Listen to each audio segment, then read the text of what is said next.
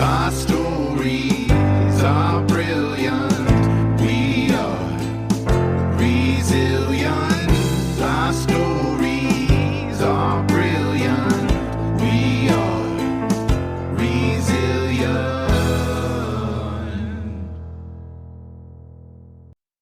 Hello, and welcome back to Your Voice Matters with Jen Chambers. I'm Jen Chambers, and this is week 12 of our Write Your Story series. Today, we're zooming in on something that I feel pretty deeply about, and that's the power of telling just one story, one chapter from your life that shaped you. Writing a whole memoir can feel huge and overwhelming, but one well-told story centered on a moment of change can carry all the weight of a book. And if that's all you write for now, that's enough. I promise you, it's enough. These stories can be just for you, or these stories can be written to share your life and your experiences with the whole world. It's all what you want. When I first wanted to write my own story, I couldn't focus on just one thing.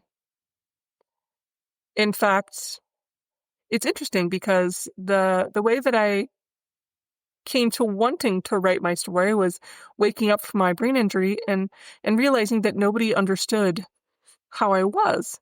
And I had never read anything that could empathize or emphasize, excuse me, oh my gosh, empathize, there we go, with the kinds of things that I was going through.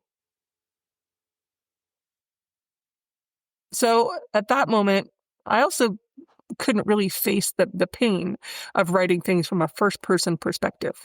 So for me, some distance helped. And I chose to write it in a fictional way. It was my first book, actually, and it turned out pretty good. It actually was what got me accepted to the Iowa Summer Writing Program, and they workshopped it there, which was really cool. But I wouldn't do that now. I think that it's important to tell your truths whenever you can, and whatever way works for you is fine. But for now, I want us to focus on one story from your life, one moment that had impact, one moment that shaped who you are. So my moment that I chose for an example here was learning to bake again. I learned to bake while I was in occupational therapy. I went to a million different kinds of therapy, of course, but because of my brain injury, I had to be taught many times everything. But in this particular instance, the hospital had a therapy kitchen area, and it was useful therapeutically in a lot of ways. I had a hard time holding the cup to measure out the flour, for instance. I had to relearn eating using big foam coverings that covered up like the fork and knife, for instance, covered up the handle so that I could hold it and grip it. I had a really hard time holding on to the handles of the cups to measure things, like I said, and even the directions to baking got me all turned around and so confused. So that before we even started the cooking part, we had to sit down and write it in numbered steps. And I mean, when I say write it, each individual part. We had to get as specific as saying, measure out the salt, measure out the baking soda, set them in dishes, and line them up in order on the countertop. So we did it. We lined them up on the cracked Formica countertop of that hospital kitchen therapy area, and they did it with me again and again. That memory was one that I was able to flesh out into an entire thread of my fictional story just with that one chapter. But it was something real. It came from there. And if I were to write it again, I would write it the reality way. But that story, the reason why I picked it, I think, subconsciously, was that story has it all. It shared my theme, really, that I didn't know until I was done. The determination that I have was one of the things that, for better or for worse, really got me through things and continues to do that. Like I say, sometimes to my detriment, but oftentimes my determination pulls me through a lot. That particular story also shows how I really like happy endings. And I learned to make those chocolate chip cookies. I learned how to do the recipes. And it also really shows my optimistic kind of desperation just to get one normal thing right, which is the underlying theme that was something that was really, really pivotal to my personal success. And so all of that comes through if I were to tell you all the things that happened in that one story and really, really went into it. So I want to work today on crafting your single powerful story that's for you.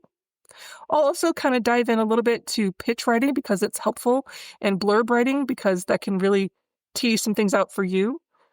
But first, I wanted to ground ourselves. This will take just a few minutes. I'd love for you to find a comfortable seat. If you're in the car, that's totally fine. You don't have to close your eyes, but you're more than welcome to if that feels comfortable. This is actually a great meditation for you to do near an open window. So if you're sitting at your desk, open your window. If you're sitting in the car, open your window. I want you to let your hands rest. If you can, rest them in your lap or put them on your heart, or just unclench if you're holding onto the steering wheel. And I want you to close your eyes down if you're in a place where you can feel safe to do that. But if not, take a deep breath in and a long breath out. I want you to let yourself land in this moment. As you breathe, I invite you to breathe in a sense of optimism and hope. I want you to imagine it as a breeze drifting over your skin, dancing the fresh air into your lungs and through your body and your arms and legs. If you're lucky, you can feel an actual breeze from your window or smell the scent of outside. What does it feel like to be here now? Does the energy that the breaths give you feel empowering and strong? Does it feel cleansing and renewed? Or do you just feel really good? I want you to repeat these phrases to yourself silently. My story matters. One moment can hold a lifetime. I write with courage and with truth. I want you to breathe in strength. Breathe out any self-doubt. Let's repeat one more time. My story matters.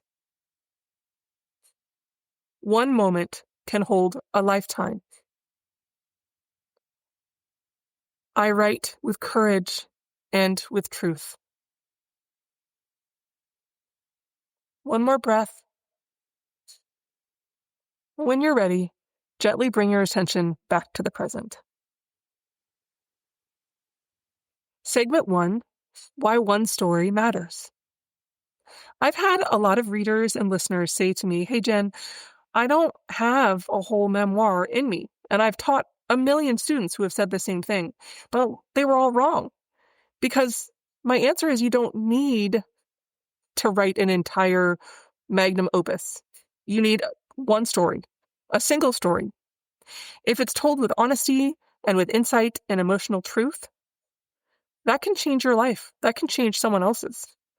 One moment of transformation, of heartbreak, or realizing something, or a time that you were released to do something that was a bold action for yourself. Those things can hold all of the elements of a long-form memoir. You can show character and tension. You can show vulnerability. You can show your growth. In this example, I'm going to use a different memory. Again, a lot of these are painful, and it's okay for you to mine your own painful memories for this, but it doesn't have to be. So for my example today, after my accident, I was mostly physically recovered, and I'd returned to high school. And even though I knew that my first facial reconstruction surgery was scheduled a week or so before the event, there was a dance at my school. And I wanted to go so badly. So the day finally came, and I dressed in my favorite lavender overalls and striped express bodysuit. It was the 90s, I'm sorry, but they were awesome, and I looked great. I had gotten them from a modeling job from the Express people, and I was so proud of them.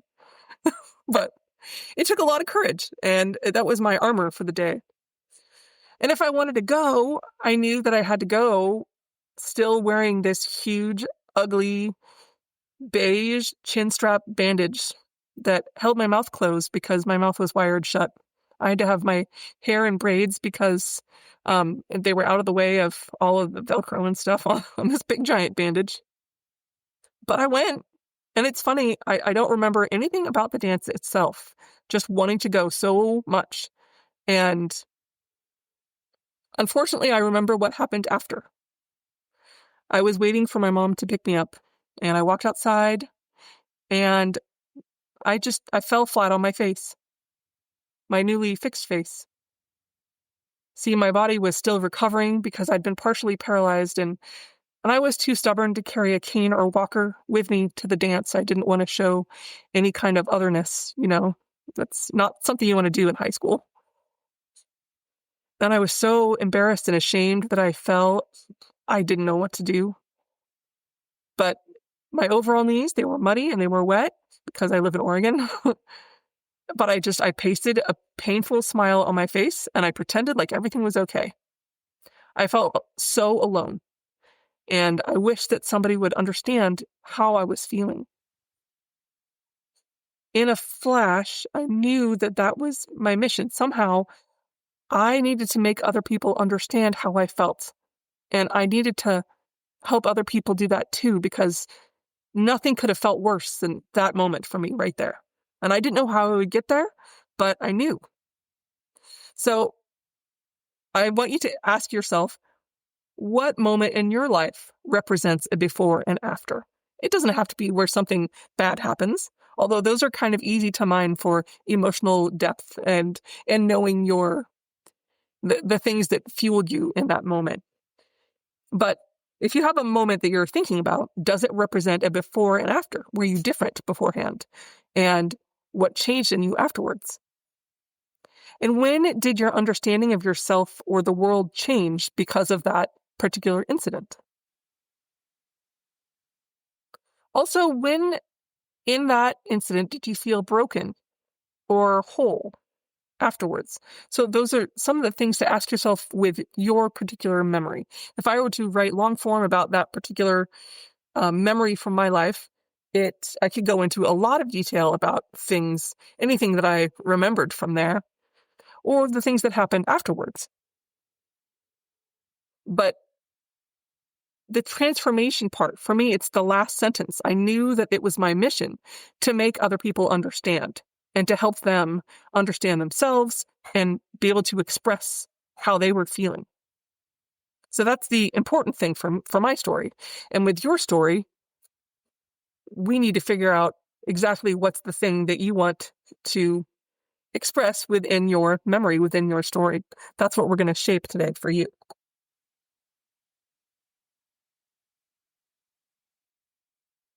Segment 2, we're going to talk about a writing exercise. So this is one, if you're driving, you can just think about it and we can write it later. But this first exercise, I alluded to it a little bit. It's fascinating. And as I got further in writing, I understood how doing these is a really important exercise to strengthen your writing muscles. I want you to write approximately one paragraph or 250-word query letter or book pitch. So I guess maybe 3 paragraphs, but 250 words. Even if you're not going to publish what you're writing, I want you to play along with me because this helps you focus your message and it helps you understand exactly what your story is really about. I find that it helps me get you to the heart of your story that way. So within this description of what you are writing about, there's 4 steps. Firstly, you open with your story's central conflict or transformation. Second, you can introduce yourself in 1 or 2 sentences. Third, you explain what makes your story different, compelling, or unique. And fourth, you end with what you hope your readers take away from it. So, as an example, using that memory, my query or my pitch would be, After surviving a traumatic brain injury, I had to learn to live inside a body that no longer works the way it used to. In this story, I confront the moment that I noticed myself pretending to be okay and started listening, and then that small sense of awareness that eventually led to trusting my limits, to my intuition, and to the quiet voice inside that said, "Write this down." Oh my gosh, I'm totally tongue twisted today. My apologies. And that's not necessarily like a final draft. I could say, after surviving a traumatic brain injury, I went back to my high school for a dance, and I was confronted with the moment that I noticed that I really wasn't okay, even though I kept trying to be okay. And that I learned that what I really wanted to do was help myself and other people talk about the things that were really happening for them so that we could better understand each other. It's all an exercise, so none of it has to be perfect. But the more you can hone that and really boil down your story, you'll be able to write longer and write better because you'll know yourself and your story a little bit more. So give yourself 10 to 15 minutes to do this. You can do it after the episode or press pause or when you get home if you're in the car. But I very much hope that you do because I think that you'll be surprised with the kinds of things that you come out with. All right, segment 3. This is kind of similar. We're going to draft your back cover blurb. Now think of your story as a short book. What would go on the back cover? This isn't a summary. It's something you've heard of, I'm sure, called a hook. The hook tells readers what they'll feel, not just what happened. So to do this, you start with something powerful, a powerful sentence that sets the tone emotionally. And then you describe the central tension or the central theme, and then end with a hint of resolution or of hope.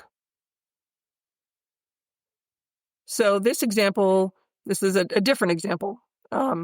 She thought she knew how to be strong until the day that strength meant falling apart in front of her children. In this fierce, tender story, one woman learns to stop hiding behind resilience and start writing her truth. So for my story that I just talked about, I could say, I thought that I was okay. I thought that I was all recovered until the day that I fell down on the sidewalk and was confronted with the idea that I needed to stop hiding behind pretending to be okay and learn to tell my truth. Something like that. This is a short thing. It's a 3 to 5 sentences maximum. You're talking about tone and emotion and clarity. So it's another really insightful way to get to the heart of what you really want to talk about. Now, here is another interesting little thing to have in your toolbox. These are 3 quick change tools that you can use for our segment 4 today. So you could, with your story, if you're going to elevate it a little bit more or revise it a little, I want you to try these fast tools. So the first one is changing your point of view. What you're doing is rewriting your paragraph in the second person or the third person or from a different perspective. So instead of, I walked into the hospital, you could say, she walked into the hospital, her stomach tight with dread. So that has a lot more emotional charge, right? That makes sense. It's still the same thing. I walked into the hospital, but you can write it however you want. It's your story. Now, the second tool is a really excellent one. It's the timeline twist. This is telling your story out of order. You start at the turning point, and then you flash back. So in my story, I would start with something like, I was flat on my face when I realized my mission in life was to help myself and other people express how they felt to tell their stories. And then flash back to, it all started when I was getting ready for the high school dance after my car accident. So you can see how that, starting with that, there's a different feeling. You start with the emotion. So maybe do you feel that more Or do you feel it less? How does that sit for you? And doing that with your own story, how would that sit for you? Starting with the turning point where something happened, something changed. And the third idea for your quick change tool here is dropping in some dialogue to each paragraph. Let someone else's voice help you bring your story to life. In my example, I could start with somebody saying, "Oh my God, are you okay?" And then go into how I felt about it. And, "Oh my God, are you okay?" I looked up at the school nurse who had been chaperoning the high school dance and considered just putting my head down on the sidewalk. I didn't know what to do. I could do that. I mean, that's same story, different feelings, different emotional charge. And your reader's going to hear that and feel that in a different way. So now for our fifth part today, I would love for you guys, whether you're in the car or whether you're sitting in your office or at your table, get out of your heads for just a second. This kind of work is very hard emotionally. So I want you to try these stretches. I'd love you to sit or stand tall, twist to the right, hold and breathe, go back to the center, twist to the left, hold and breathe. Then go back to the center and gently roll your head in circles, right and left, and right and left. Bring your shoulders up to meet your ears and squeeze really, really tight. And then press them down really, really hard. Shake them out and loosen up your tension. I read something recently that said your body is home for your story, so you should treat it with love. I loved that. So some resources for you guys. These will all be listed in the show notes. If you want to keep going with this, these things can help you move forward. There's a book called The Memoir Project by Marion Roach Smith. She gives really honest and practical guidance. I like her a lot. You can follow her a lot of places. I think I have followed her almost everywhere. And she has great, great advice. You can go to prowritingaid.com. It's an editing tool if that's something that you are confused about, have questions about, or just wondering about. That's a really good one. There's a book called The Art of Memoir by Mary Karr, which is great advice and very raw. I recommend that one a lot. And then if you're interested in maybe someday putting your stuff out there, go to submittable.com and or you can go to writersdigest.com. Writer's Digest can help you find markets that would be appropriate for the kinds of stuff that you write. You don't have to do it, but it is a great exercise to kind of see where you could go if you wanted to. You never know. You just never know. And if you've been working with me through this whole 12-week period, I'm so proud of you. Celebrate. You've done something powerful, even if you're just thinking about it. Your story is important and it's real and it deserves to be heard.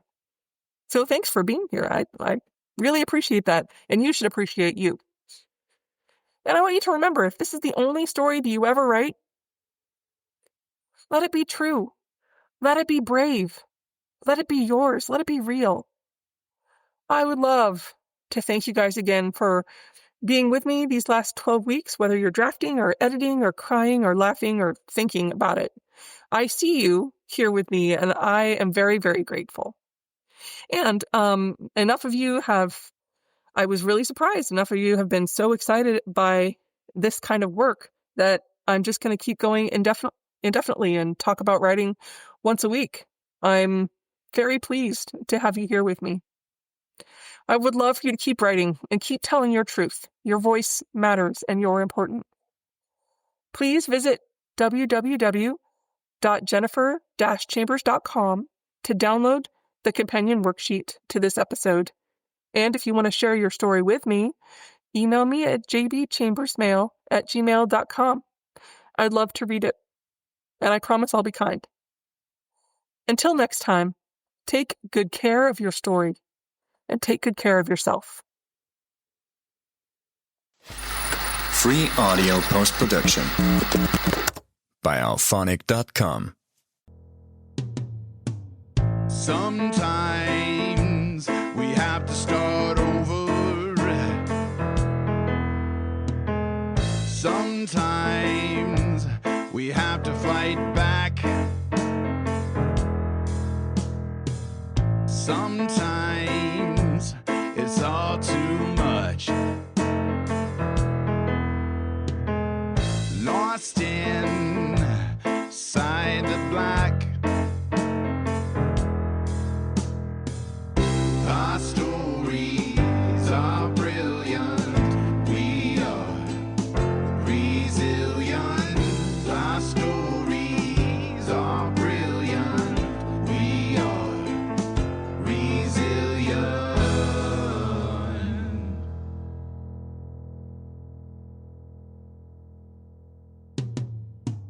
Sometimes we need to lift the voices